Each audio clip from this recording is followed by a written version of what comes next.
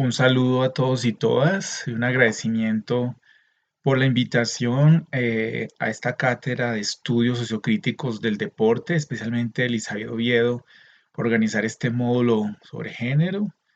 Mi nombre es Franklin Gil Hernández, soy profesor de la Escuela de Estudios de Género y yo voy a hablar sobre algunos elementos generales sobre género y deporte. Eh, Lo primero que haríamos es un poco explorar la categoría de género. Y lo primero que habría que decir es que el género está presente en la vida cotidiana a través de un montón de símbolos. Eh, el lenguaje mismo, nuestro lenguaje está generizado y tenemos palabras para decir que las cosas son femeninas o masculinas. Eso ya es un marcador cultural importante porque todos los lenguajes no están generizados de la misma manera. Por ejemplo, el inglés está menos generizado que el castellano o las lenguas romances en general.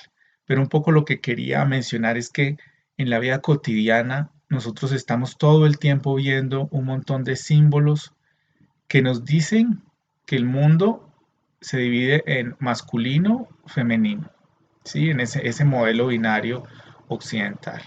Hasta para ir al baño nosotros encontramos, digamos, todo este imaginario mmm, sobre la división del mundo en sexos.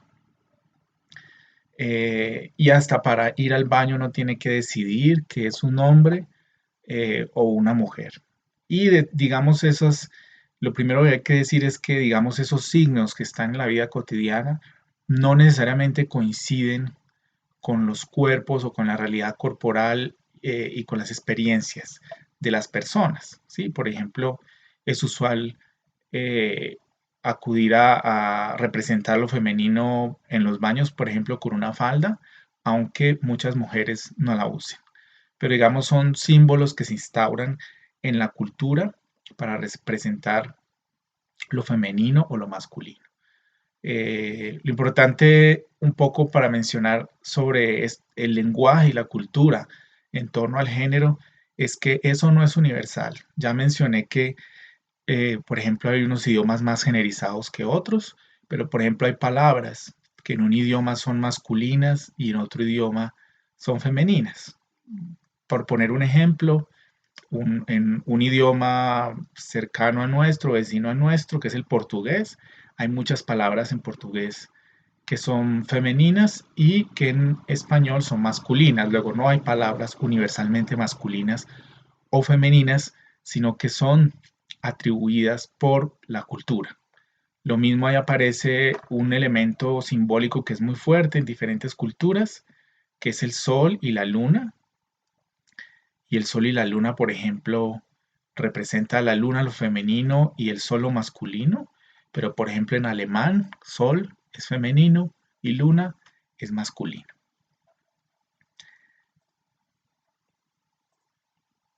Y así, digamos, hay un montón de, digamos, lo que nos interesa para nuestra discusión es que el género está asociado a habilidades. A través del género nosotros nos imaginamos que hombres y mujeres tienen habilidades diferentes, ¿sí? Eh, y lo importante de eso no es imaginar, digamos, si esas representaciones no existen solamente en el aire, sino que esas representaciones se traducen en elementos concretos de desigualdad, como por ejemplo lo que muestra esta imagen, ¿no? Por ejemplo, eso imaginar que las mujeres tienen la capacidad de hacer muchas cosas al tiempo y los hombres solamente una tarea a la vez. Esto es un trabajo de una diseñadora gráfica que se llama Jan Liu y que trabaja mucho con esta cuestión de los estereotipos, no solo de género, sino raciales, culturales. Pero aquí estamos mirando su trabajo sobre género.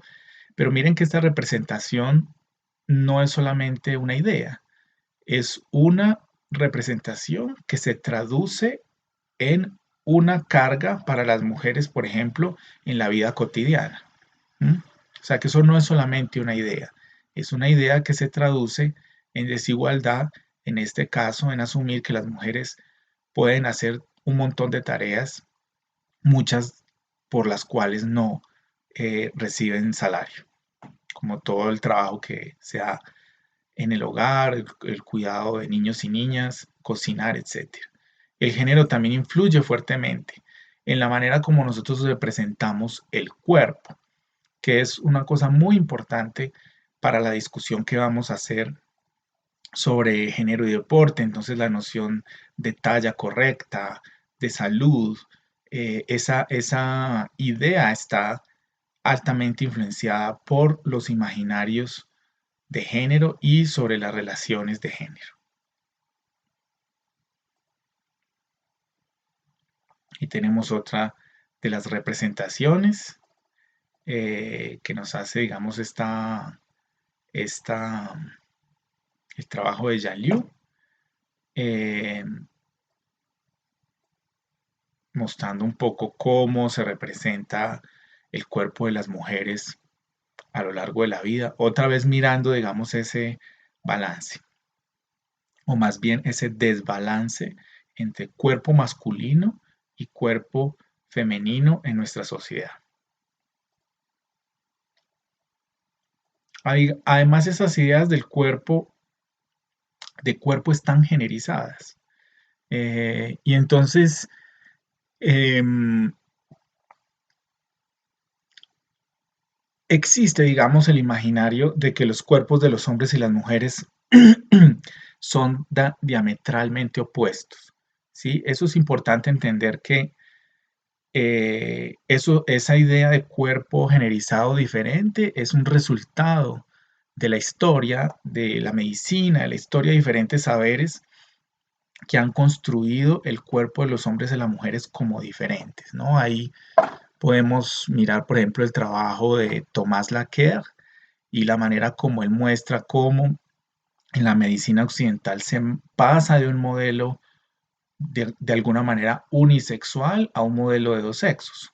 ¿Sí? En la medicina antes del siglo XVI el cuerpo básicamente era el mismo y el cuerpo femenino era una versión inferior del cuerpo masculino. Esa es una idea distinta a la idea que construiremos en estas sociedades después, de que los hombres son de Marte y las mujeres de Venus, o sea que tenemos casi que naturalezas diferentes.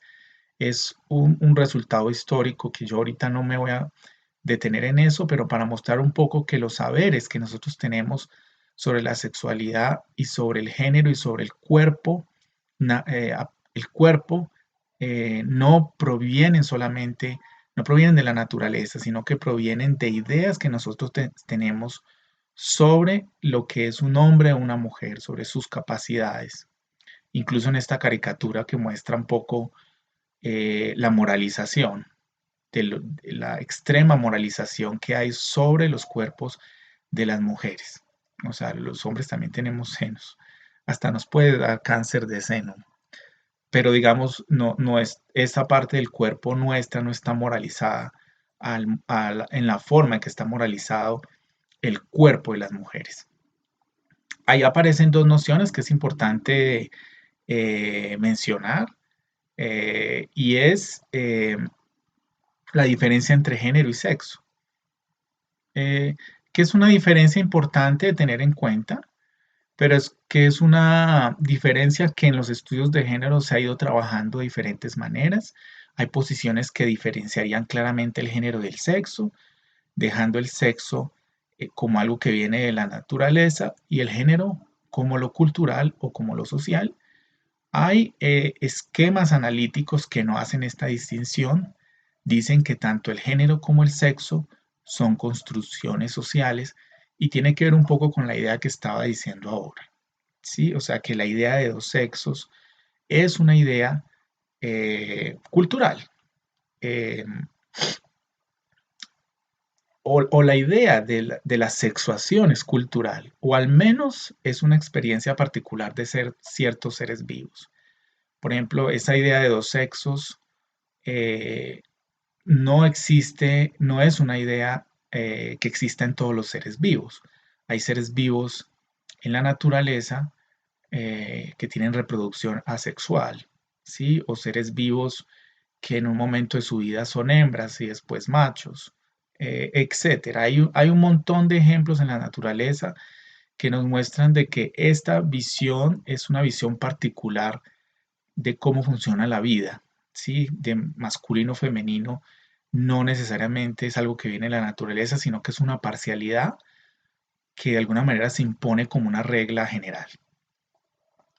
Entonces, digamos, ahí están esas ideas muy fuertes que trabaja la antropología, de separar naturaleza y cultura. Y en esa separación de naturaleza y cultura, el sexo pertenecería al orden de la naturaleza y el género al orden de la cultura, pero recordemos que trazar un límite entre naturaleza y cultura es una convención cultural, que no todas las sociedades la hacen de la misma manera y que seguro el mundo occidental extrema ese límite, pero digamos en otras culturas ese límite es poroso o ese límite no es construido de esa manera o no es construido como una binariedad, sino como un continuo, ¿sí?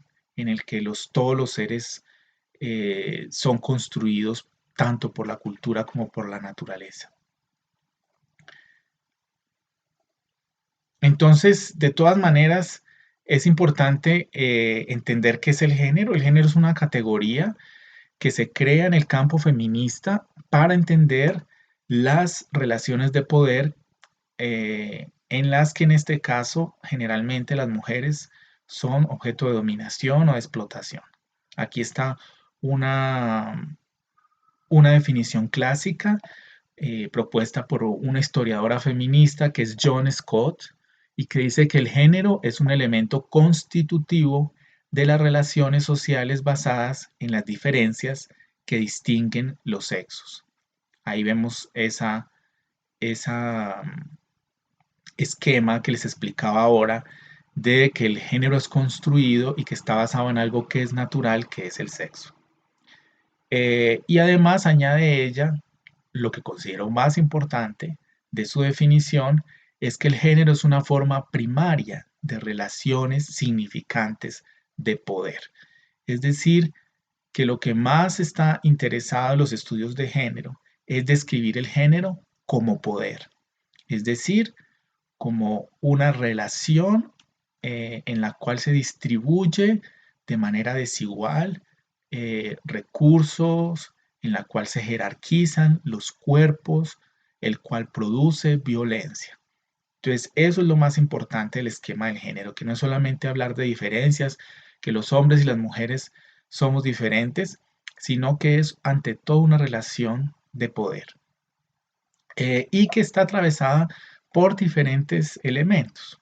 Un poco en el esquema de Scott, que tiene que ver con una parte simbólica, que es como arrancamos, o sea, todo ese montón de símbolos y de lenguaje que hay en torno al género, tiene un aspecto normativo, es decir, que en las sociedades existen normas, sea jurídicas o consuetudinarias, morales, culturales, que dicen que los hombres pueden hacer tal cosa, que dicen que las mujeres no pueden hacer tal otras. Entonces hay prohibiciones, hay prescripciones, hay diferentes normas que regulan el género. Hay instituciones, eh, o sea, hay un aspecto institucional que ordena el género. O sea, hay instituciones como la familia, el matrimonio, el parentesco, que ordenan el género. Y hay un aspecto subjetivo, porque eh, uno se construye como persona a partir del dato de que uno es un hombre o una mujer, y en esta sociedad binaria, si uno no tiene ese dato, como que no puede construir una subjetividad o una noción de identidad por fuera, digamos, de esa construcción o de esas normas. Entonces el género es una categoría que ha pasado por diferentes formulaciones a lo largo de la historia. ¿Sí? Y aquí simplemente paso rápidamente por algunas autoras que ayudaron a construir la categoría de género y a irle enriqueciendo con diferentes elementos. Aquí aparece, por ejemplo, Margaret Mead, que es una antropóloga que muestra en un trabajo pionero en los años 30 del siglo XX que el género es un arbitrario cultural. Es decir, que no hay nada masculino en universal ni nada femenino en universal.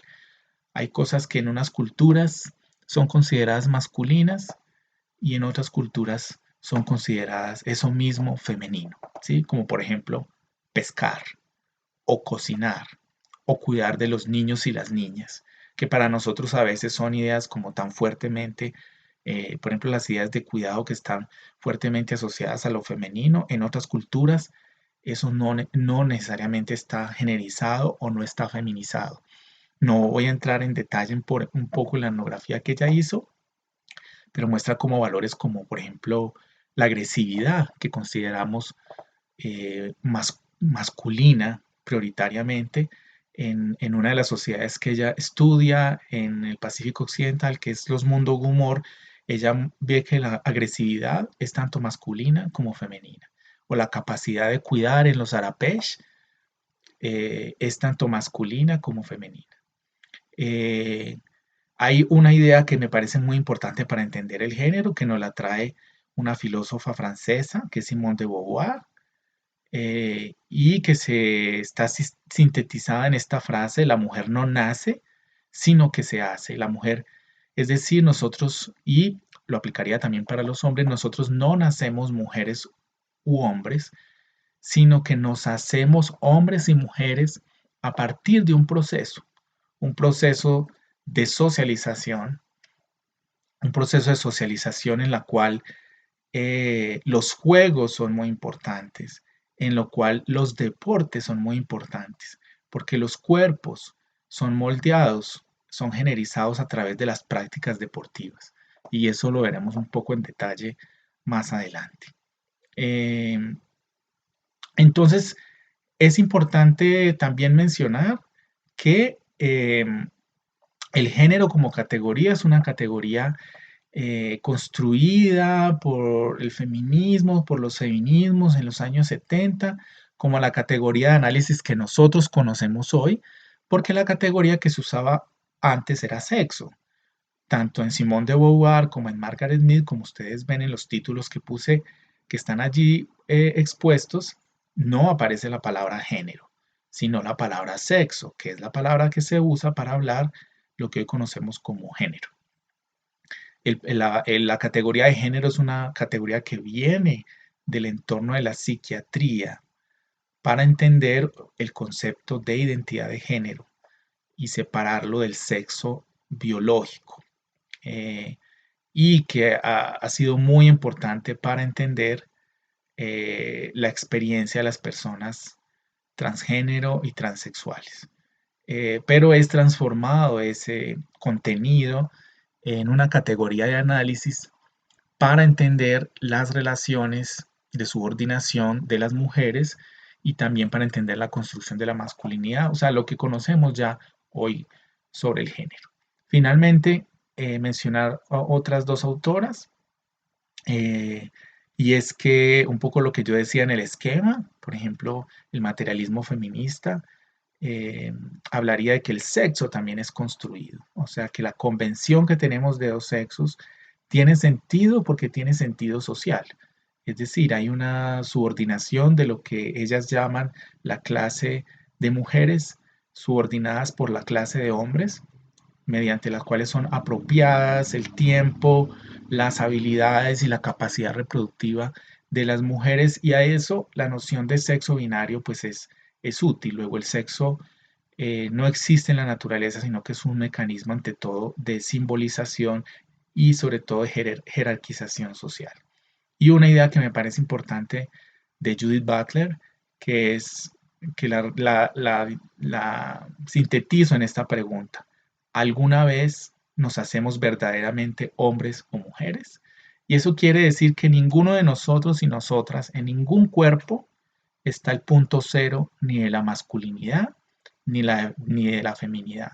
Nosotros y nosotras hacemos todo el tiempo cosas para vernos como hombres o mujeres. Nos vestimos de cierta manera. Estamos en el espacio público eh, de cierta manera. Nos maquillamos o no, nos ponemos falda o no. Hay unas cosas que hacemos artificiosas, porque el género es muy artificioso, el género no es natural. El género es un montón de dispositivos, de artificios que nos ponemos, que nos enseñaron, obviamente de larga duración, que se vuelven naturales, entre comillas, que se vuelven naturaleza, que se vuelven cuerpo, a través de unos procesos de interiorización, pero que son procesos artificiosos.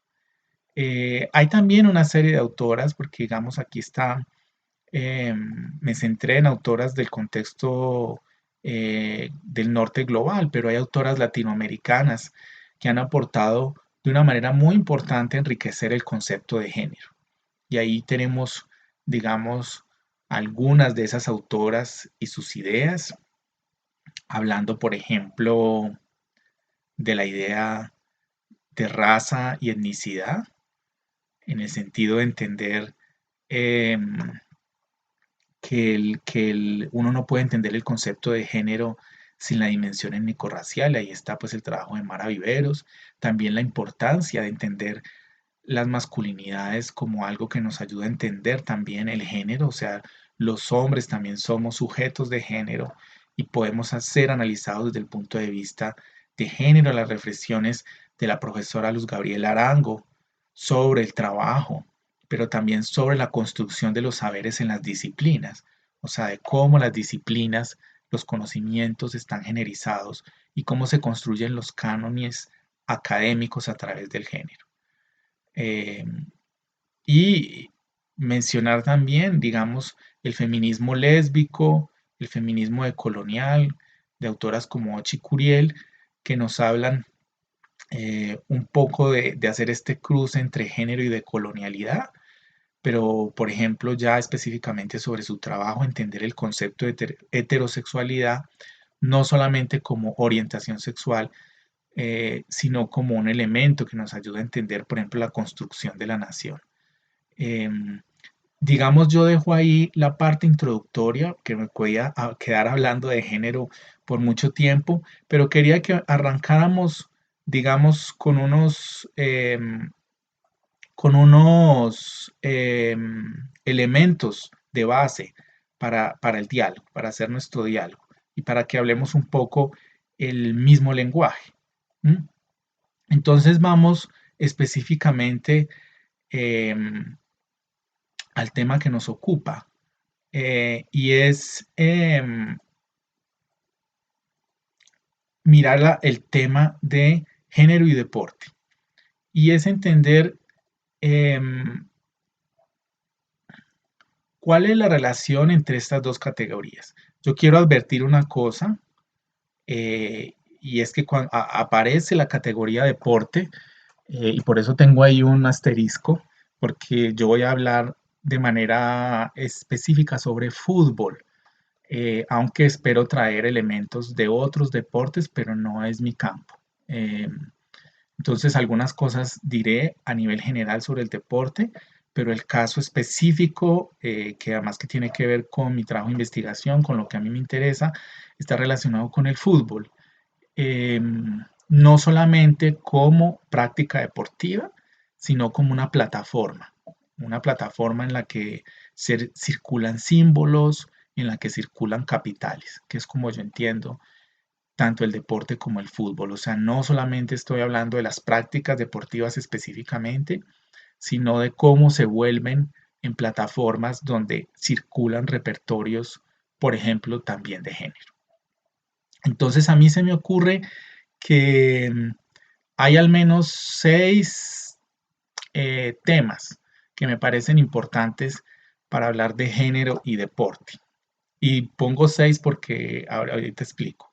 Porque el infinito, seguramente hay otras posibilidades. Yo presento 5 de esas posibilidades y la sexta es abierta para que ustedes también se pregunten temas específicos que puedan llenar esa diapositiva que está allí con puntos suspensivos para que ustedes digan, busquen posibilidades. Ah, el género también podría servir para entender este tema o este problema. Pero los temas de los que yo voy a hablar aquí de manera introductoria, porque cada uno de ellos demandaría más profundidad, pero digamos mi objetivo con esta charla es más panorámico. Entonces, uno de los temas tiene que ver con la historia política de las mujeres en el deporte. Ahorita hablaré de cada uno de ellos. El otro tiene que ver con el deporte como un dispositivo de género. El tercer elemento tiene que ver con el deporte como trabajo. Y ahí una noción de los estudios feministas y de género, que es división sexual del trabajo. Ahorita lo vemos con mayor detalle. El otro tema es sobre mujeres en las barras y las hinchadas. Eso es un tema específico relacionado con el fútbol. Y un poco ver, asomarse a cómo sujetos al margen del género y la sexualidad, es decir, tanto mujeres, pero también personas transgénero, lesbianas, gays, bisexuales y otras personas que se alejan de las normas hegemónicas del género y la sexualidad, realizan prácticas deportivas o irrumpen en esas plataformas deportivas eh, y reclaman un espacio en ellas o hacen su presencia allí, habla un poco sobre poner otras dimensiones de la corporalidad y del género en el espacio del deporte. Entonces, vamos a empezar por el primer elemento, que es sobre las mujeres, la historia política de las mujeres en el deporte. Como mencioné, es el límite un poco de mi trabajo.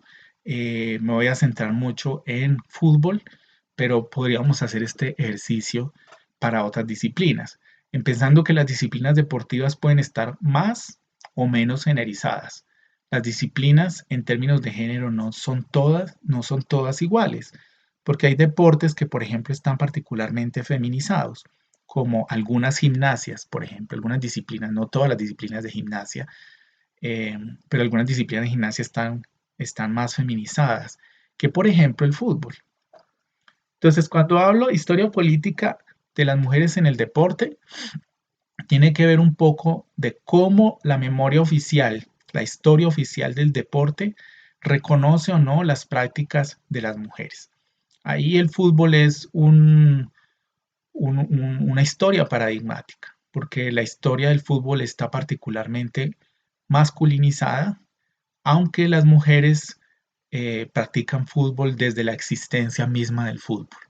O sea, desde la emergencia del fútbol moderno, que llamamos moderno, que de la segunda mitad del siglo XIX a primera mitad del siglo XX, que es el periodo de formación de ese fútbol, las mujeres jugaban fútbol.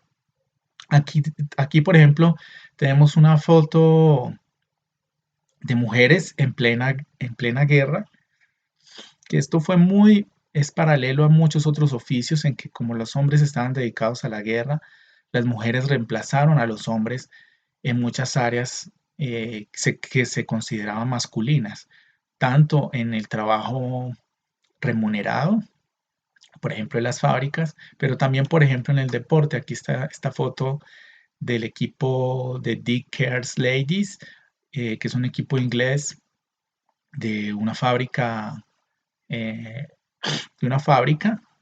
jugando un partido de exhibición en 1921. Y aquí hay un dato interesante de cómo las mujeres se han relacionado con ese deporte. Hay datos muy interesantes de momentos históricos en los que en diferentes países el deporte y particularmente el fútbol fue prohibido para las mujeres porque se consideraba como una actividad física que no era adecuada para la naturaleza femenina. Y eso se relaciona mucho con ideas y prejuicios que tenemos en el mundo contemporáneo, ¿sí? Sobre cierta masculinización del cuerpo de las mujeres cuando juegan fútbol, o toda esta homofobia o lesbofobia más bien con el fútbol femenino, en la que se habla de que las mujeres que juegan fútbol son lesbianas o son machorras. Esa manera de pensar es antigua. ¿Mm? Entonces, en el 21, por ejemplo, la Federación de Fútbol de Inglaterra prohibió el fútbol femenino porque se consideraba que no era adecuado para las mujeres. En Brasil también es un caso de prohibicionismo del fútbol. Entre 1941 y 1979, en Brasil, el país vecino, el fútbol, había una ley que prohibía que las mujeres jugaran fútbol. La pregunta, ¿en ese periodo las mujeres jugaron fútbol? Sí, las mujeres en Brasil en ese periodo jugaron fútbol. Hay trabajos muy interesantes sobre la práctica de fútbol femenino durante la prohibición. Lo jugaban a los márgenes, no en campeonatos oficiales, no, pero lo hacían.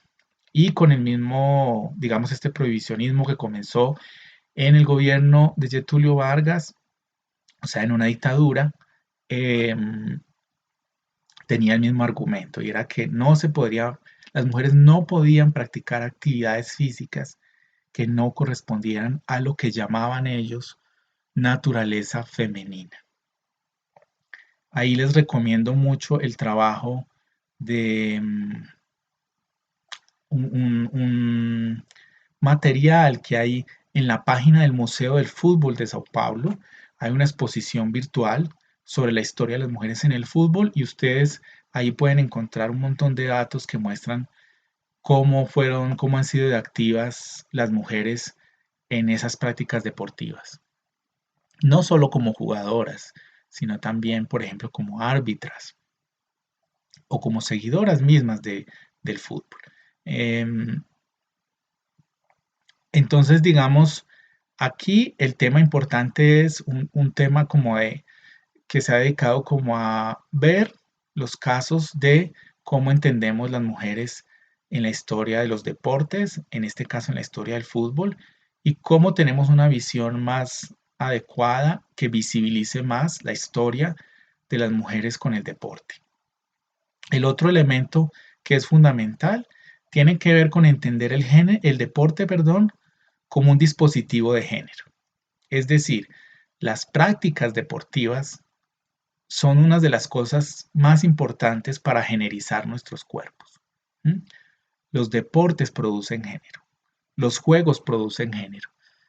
El que uno acceda a cierta posibilidad de ejercicio o a practicar ciertos, a tener en ciertas prácticas,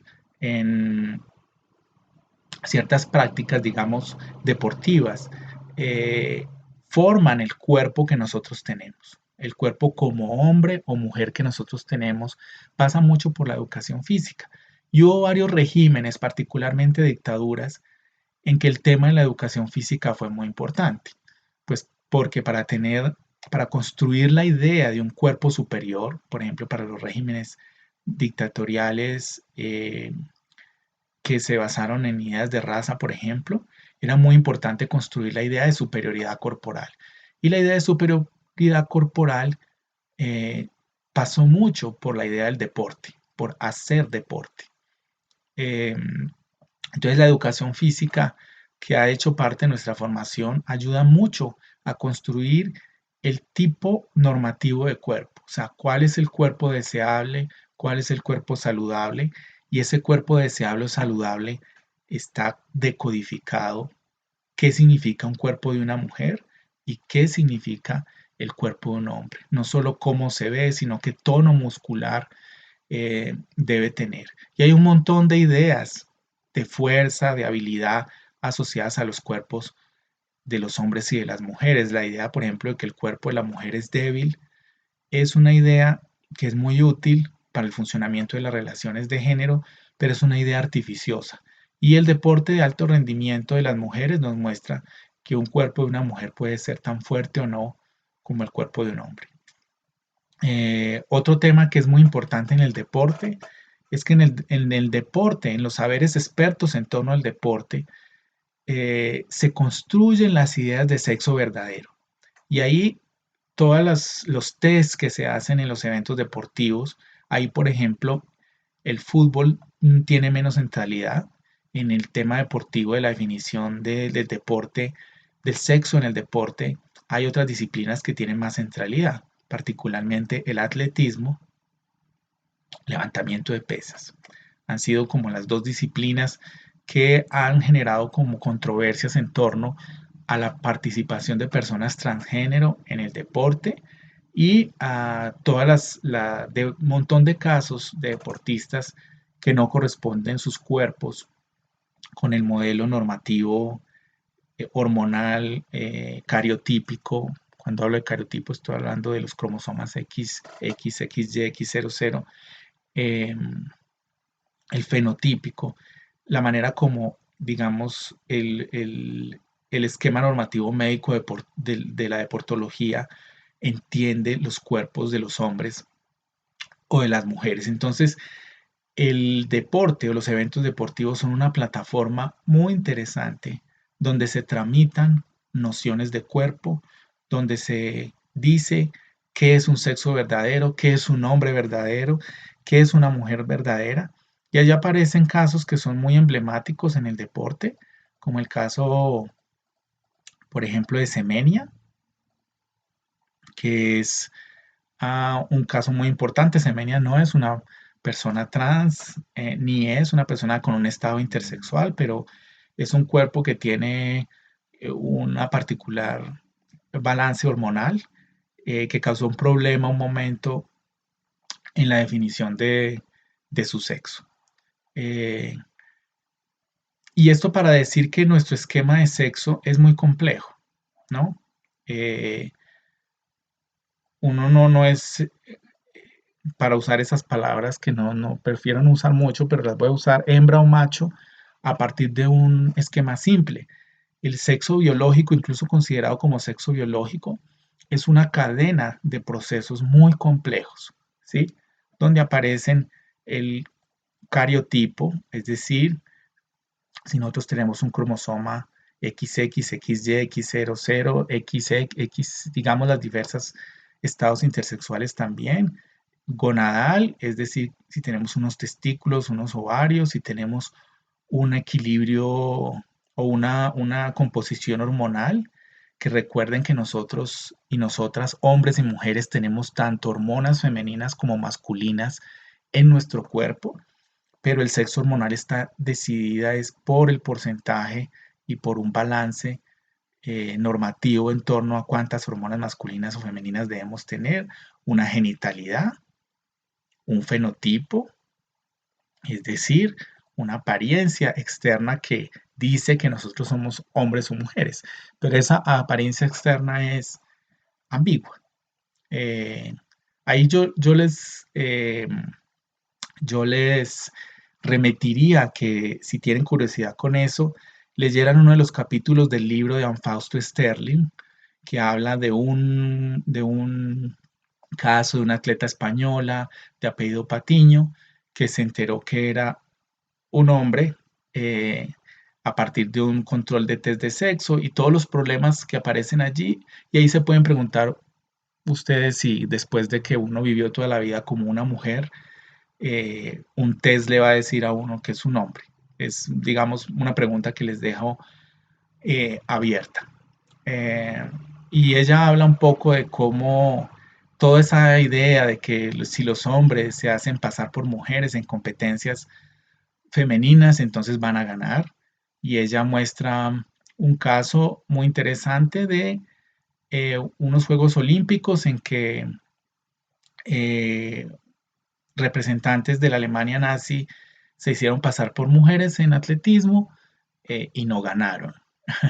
Ahí, ese ejemplo que me parece chistoso, eh, cruelmente chistoso, es que un hombre pasándose por una mujer no necesariamente es más veloz.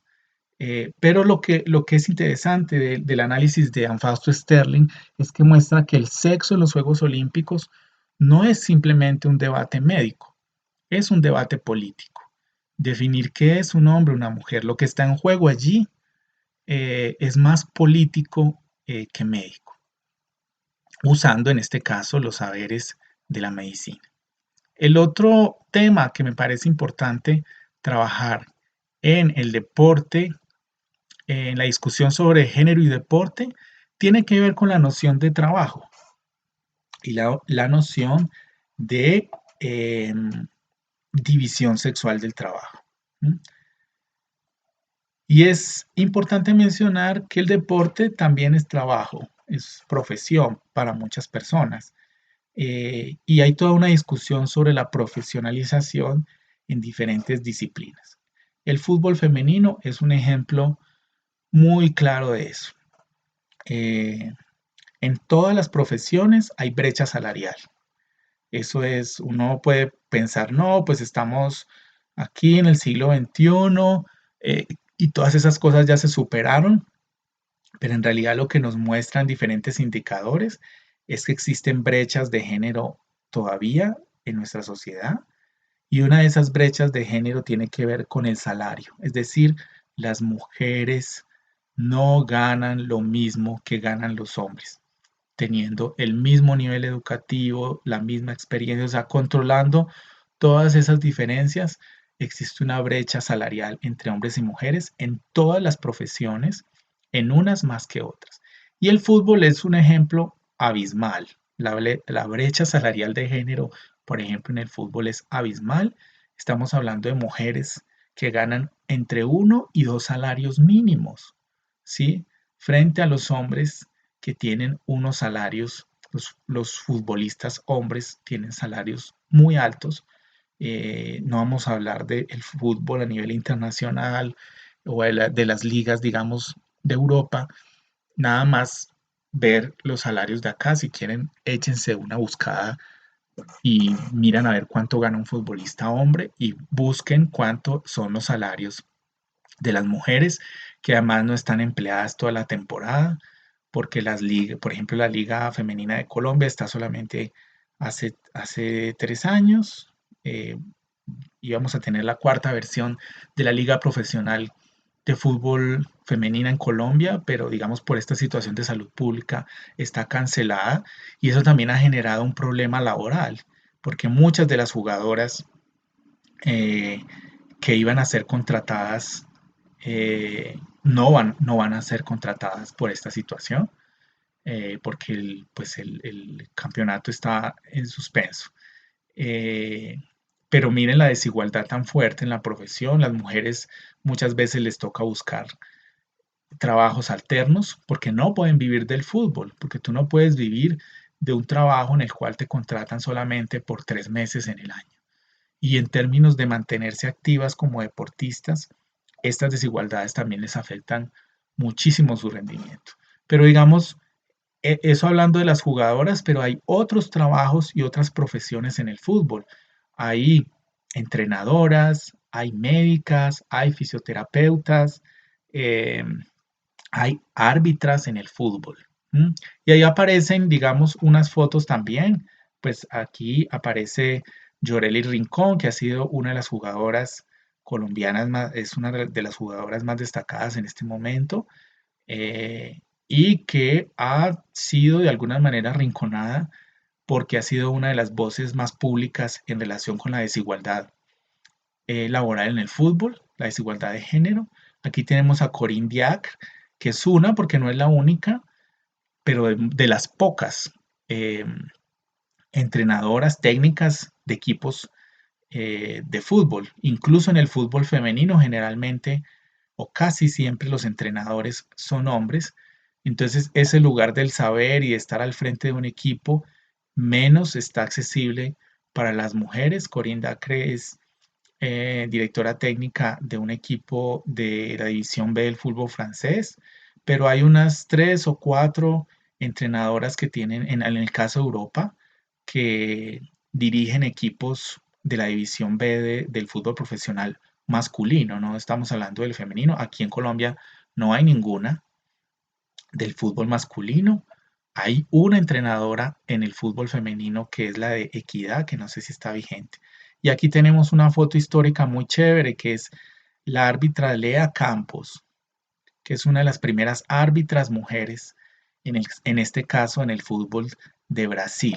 Ahí está Lea Campos en los años 70, que hizo toda una lucha para reivindicarse como una árbitra profesional y ser reconocida por las instituciones de la FIFA como una árbitra.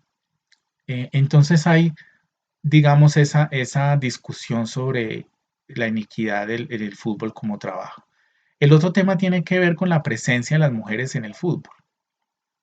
Y la presencia de las mujeres en el fútbol no es solamente la presencia como jugadoras o como árbitras, un poco lo que estamos, sino las mujeres también en las barras, en las hinchadas, y un fenómeno muy interesante que ha traído el barrismo social en el caso del fútbol, que es la presencia de organizaciones de mujeres y organizaciones feministas en el fútbol, que están poniendo sobre la mesa el tema de su presencia en el estadio que es un espacio sexista, machista, un espacio también que tiene un grado de violencia importante, eh, y un poco mostrar y reivindicarse ellas como seguidoras de fútbol, como personas que conocen fútbol, que no están allí porque sí, o porque están consiguiendo marido, porque son las novias de hinchas de equipos, sino que ellas mismas son hinchas en primera persona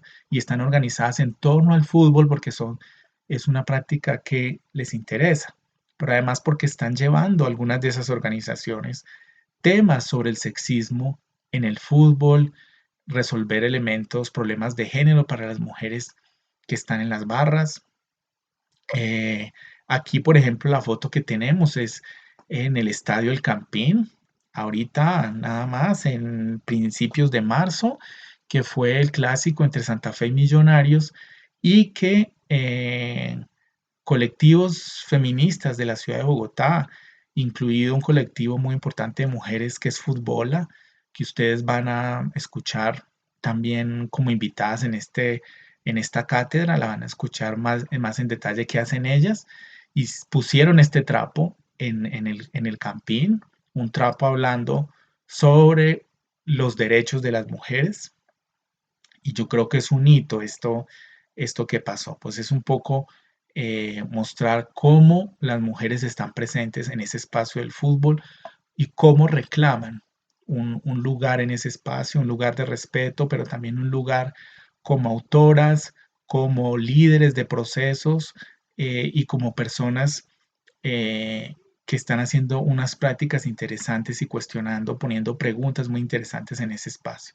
Y finalmente, un poco el tema que mencionaba es eh, cómo sujetos que están en el borde del género y de la sexualidad, como la población que llamamos LGBT, lesbianas, gays, bisexuales, personas transgénero, incursionan en el deporte. Aquí tengo unas fotos, las fotos que están allí son de eventos deportivos que en medio de las políticas públicas de algunos municipios, por ejemplo, son fotos de Villavicencio, de los Juegos Deportivos León Zuleta, que organiza Villavicencio, que ya lleva su tercera versión, en la que personas de los sectores LGBT juegan voleibol, hacen torneos de microfútbol, eh, en disciplinas tanto masculinas como femeninas como mixtas, y a partir de eso generan una presencia en el espacio público. Entonces, es otra manera como el deporte se relaciona allí con estos cuerpos que muchas veces hay como toda una construcción hegemónica de la masculinidad, por ejemplo, en el fútbol, y muchos niños a veces son obligados a jugar fútbol como una manera de hacerse hombres, y algunos hombres podrían contar algunos disgustos en relación con esas experiencias, pero estas experiencias lo que hacen es reivindicar también como el deporte, si bien tiene todos esos elementos normativos y violentos con los cuerpos de hombres y mujeres, también puede ser reivindicado como un espacio de lucha, como un espacio en el que se pueden poner otro tipo de cuerpos, otro tipo de sexualidades, otras maneras de vivir el género. Entonces yo insistiría siempre, el espacio deportivo y por ejemplo el fútbol es una plataforma donde circulan elementos hegemónicos, ¿sí? Normativos sobre el género, pero también donde circulan elementos que tratan de dinamitar, de erosionar el orden de género. Es un espacio de disputa, donde también ahí se está disputando la hegemonía. O sea, en el fútbol hay homofobia, en el fútbol, por ejemplo, hay racismo, el fútbol es sexista, pero también allí en el fútbol hay campañas en contra de la homofobia, hay campañas en contra del racismo, hay activismo político, eh, no solamente en diferentes espacios, sino muchos deportistas ejercen un tipo de activismo en de diferentes formas.